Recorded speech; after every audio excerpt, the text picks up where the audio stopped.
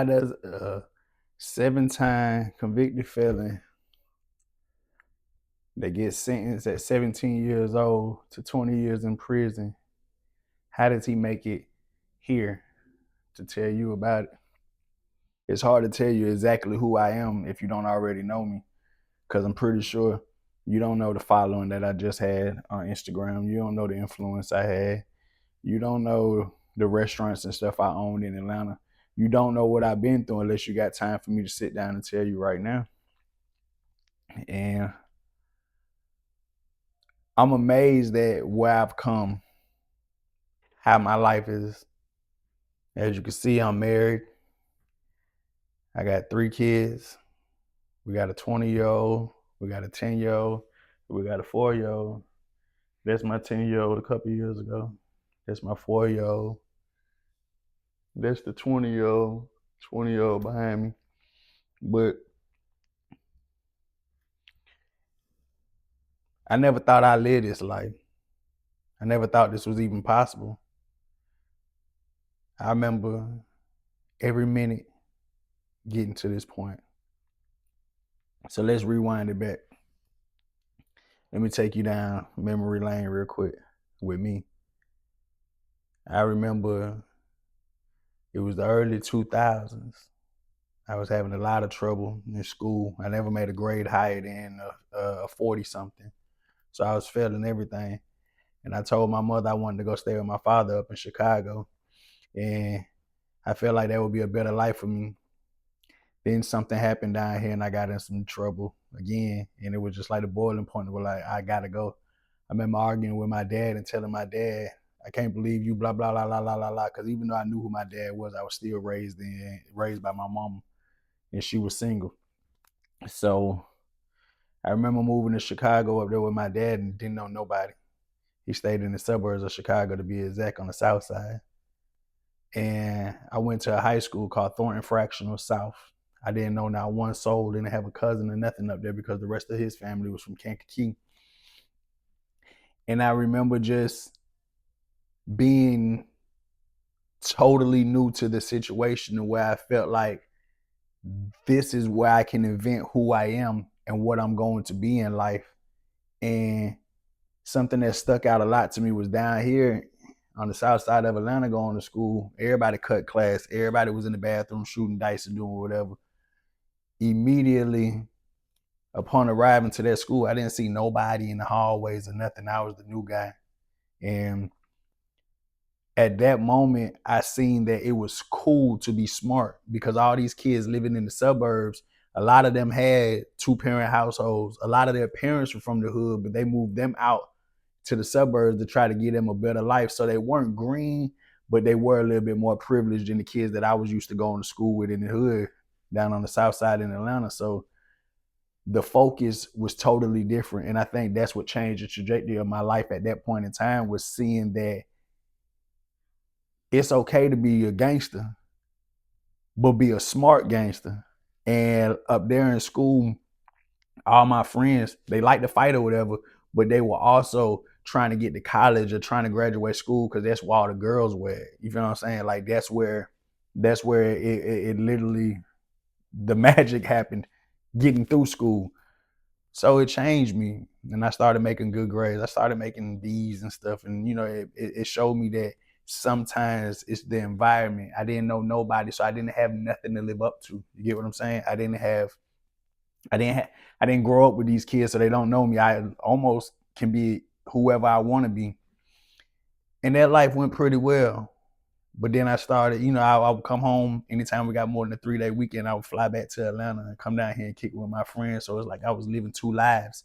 I was going to school in the suburbs up there, but coming back and kicking it in the hood down here, watching all my friends sell dope and stuff. And you know, it was the environment. We were all products of our environment. So fast forward, me and my dad got in a little argument or whatever, and instead of staying there, I'm not faulting my mama, but instead of staying there and making me work through it with my father, my mother gave me the option to come back home to Atlanta. And I came back home to Atlanta May 7th, 2004. I came back home to Atlanta and there was nothing here for me. You get what I'm saying? My transcripts and stuff was still up there. It was the summertime, and it was just nothing here for me in Atlanta but what I had tried to escape. Everybody sold dope. Everybody got money. You know what I'm saying? We were hood rich down here. And I mean, that's what changed. That one little fight with my father changed the whole trajectory of my life. And I came back to Atlanta, and I remember I got locked up that summer with a whole bunch of drugs and guns and stuff. And I started to learn exactly where I was headed. I kind of seen it. Hindsight is 2020, but I kind of knew it. I remember August 25th, 2004, the police kicked the door in, and I had some drugs and guns at my homeboy mama house. You know, that was the thing. We were trapping out our house or whatever, and you know, I had just read up. I had a bunch of X pills, cocaine. I had all kind of stuff. Well, when they came in, we hid, and the police was looking for us. We were hiding in the attic or whatever.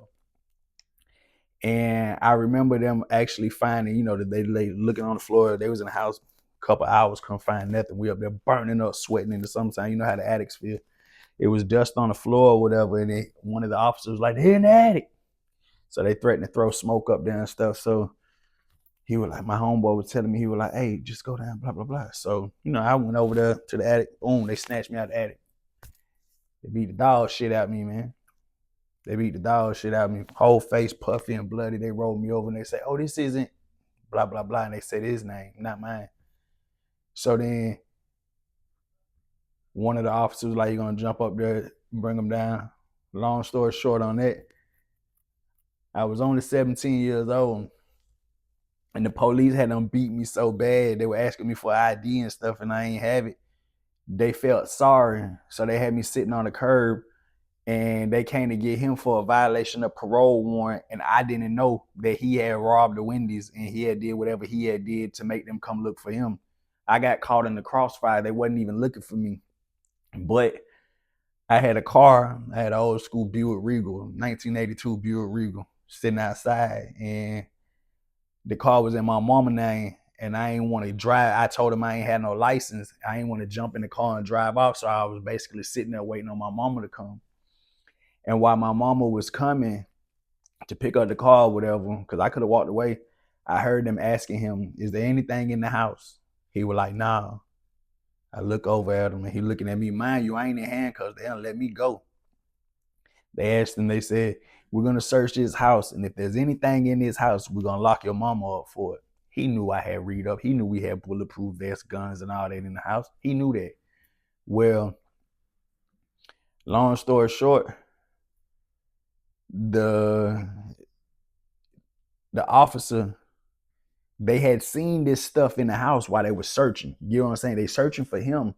They finding guns and stuff all over the house, but they can't touch it. They want him to give them permission, but they didn't find a lot of the drugs that I had hidden and stuff. You know, I had hiding spots. So they were threatening to bring the dogs in, and they were like, they're gonna lock his mama up if he didn't, you know, if we didn't tell him anything.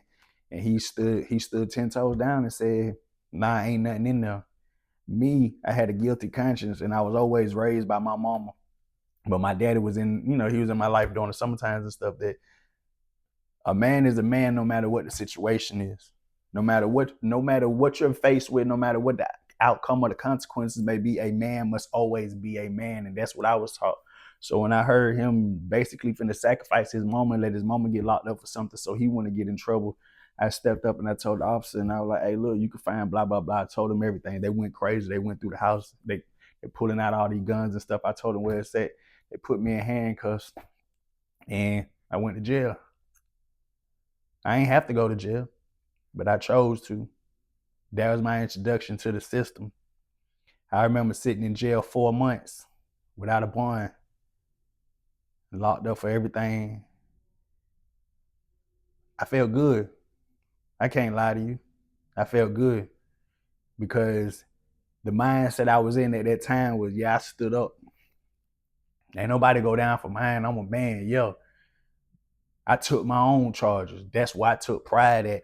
And when I finally got a bond, I bonded out in December. And I remember coming home, and I just wanted to get a job at McDonald's. I walked into the McDonald's, and I was out on bond, mind you. I just wanted to do the right thing. I walked into the McDonald's and I had some paperwork in my hand. I had a little, collar shirt on and some slacks on, and I asked to speak to the manager. And I said, mind you, I'm 17. I said, hey, how you doing? I'm here trying to, I want to talk to the manager about employment. He immediately cut me off and he said, oh, you don't got a work permit. I said, well, I got this paperwork right here. Like, you don't know what I have. Well, I just assumed, and I got to arguing with him right then and there. My brain told me that I'm gonna be bigger than him. Yeah, I'm gonna come back and I'm gonna buy everything on the menu. I'm gonna go crazy and I'm gonna do X, Y, Z, and I'm gonna show out. Being young-minded, I jumped in the streets again. Wanted to prove somebody that worked at McDonald's that wanted to hire me. I wanted to prove him wrong that I went out here and risked my freedom just so I can come back with some money and buy some McDonald's shit. That's my mind frame. That's why I understand these young dudes. But long story short, I had this friend, and I'll go into detail and tell y'all later what happened. But come February, I thought they were trying to rob me. The situation, and I ended up getting locked up for basically, I ended up getting locked up again while I was out on bond. I'll go into details later about that, but I ended up getting locked up for shooting somebody that was my friend. Like, we used to steal his mama car and go joyriding together and go to the teen clubs and stuff. This was my dog. Just when I moved away to Chicago and I would come back, he started being cool with, some dudes over here, and I wasn't cool with them dudes. So it's like he had size, but I still remained in the loop, and I would still pull up on him, and I still viewed him as a friend. And one night he said something that kind of made me mad, but I was like, all right, I'm gonna still go over here and do whatever. And a shooting took place. I got shot a couple times. His friend got shot a couple times. He got shot a couple times, and I ended up getting 20 years at 17 years old for that crime. They sentenced me to 20 years. I took it to trial and I lost. My mama, nobody, no family, nobody inside the courtroom. Monday, Tuesday, Wednesday, Thursday, Friday, nobody, just me. I sat in the county 19 months waiting to go to that trial. And I watched all my friends graduate. Mind you, I got locked up at 17. This was second semester, 12th grade year. I watched all my friends graduate, get accepted into college. Some of them drop out, some of them died them 19 months while I was in the county. And in the county, wasn't no windows or nothing. You can't see nothing in the county. So it was like, I just wanted to get up out of there. I ain't care where I went. When I went to prison, when they sentenced me them 20 years, I never cried. It was like a sigh of relief because I knew the time I was facing. And from that moment on, life changed and life happened so fast. By the time I went, so 17 years old, 19 months later, I'm about 18 and some change, going on 19, headed to prison. And I was the man in my dorm in the county. Everybody knew me. Then nobody messed with me. Now I'm at the front of the line in Jackson State Prison. Down here, that's where the death row prison is in Georgia, but they also merge diagnostics. They also merge people in together. That's where you go through, your diagnostics. So you're at that camp. I'm at the front of the line, and I remember them saying, basically, like, my name, go left, everybody else go right. Now, mind you, I done made friends on the bus. I got some of these dudes I done been in the county with. We down here like, yeah, it instantly ripped away from what I knew for the last 19 months. And some of these dudes that I just made, rapports with for the last couple hours or whatever, they went that way and I went this way. So now I'm standing in front of a cell house. Can't see the officer. Can't see nothing but a bunch of inmates in here. Wow. Blacks, whites, Hispanics. I don't know this world. I just came from a lockdown with maybe 216, so maybe a 30-man dorm, to now it's looked like 100. I think, hindsight is 2020, so it's about 180-man dorm. Everybody out. It's the cell houses with the bars on it, like the old school where you stick your hands, but the bars wide open and everybody just wrong. It look like an ant mound. And I remember standing there looking at the other side of the gate like, here goes nothing. You hear the stories, go in here, make an example out of somebody. The guard finally comes around from back there. He opened the gate and I walk in and he tell me the other guard to be right there. He closed the gate behind me. I don't see no police. All I see is inmates, murderers, robbers, thieves, rapists, killers, all that. First people to approach me were the Mexicans. When they seen I wasn't Spanish, oh, that ain't one of ours. Leave them alone. Most of the black dudes, the problem with it in the system is we sat there and we looked at each other and we sized each other up, wonder where he from, X, Y, Z. So me, I remember dropping all my stuff at the door and walking around and like, where the CEO at? Like, I don't want to talk to nobody in here, man. Where the CEO? Hey, where the blah, blah, blah. So when the CEO come, hey, tell me where my room is. And I go to my cell and, they got assigned bunks and I tell the dude, hey, that's my bunk right there. No, this ain't it. Prison started. And that was my home for the next 20 years. And I refused to go out bad. I didn't want to commit suicide or nothing like that, but I didn't want to live. I didn't want to do the time. I'm going to be honest with you. So my goal for the next couple of years was, I'm going to get on your nerves so bad, I'm going to make you knock me off so at least I still go to heaven. That was the logic. I'm just being honest. But it backfired on me because it started turning into DiNK play too much. DiNK blah, blah, blah, leave DiNK alone. Shout a trip. And then I started making friends with dudes. And those are some of the best friendships of my life. And then to be honest with you, I know it's going to sound crazy. Prison became my life and I made the best of the situation. People were calling home about me, telling them I'm institutionalized. I done lost my mind. I'm in here doing my time like I ain't never getting out. I'm happy here. I wasn't happy. I was just making the best out of my situation and trying to make sure that I ain't go out bad and end up, like the rest of them. And then 7 years went by. 7 years went by and out of nowhere, one of my victims ended up making a mistake and killing somebody, and it freed me. The parole board gave me a chance. I used to get a letter every year saying, due to the nature of your crime, you are unfit for society. They said that about me. Like me, I'm unfit for society. But then one day they just pack it up. I go to the halfway house and life started again for me. So that's basically what I think I'm gonna start out with, to get this channel some progression or whatever. Tell y'all about me. Y'all already know DiNK, but you don't know DiNK's story. You don't have a clue. You don't have a clue as to who that woman is. Instagram, the 20 million people that floated through our page or whatever, you have no idea who that lady is. What she is. She's the reason I'm here, and we'll get more into it, but my name's DiNK. I got a story to tell.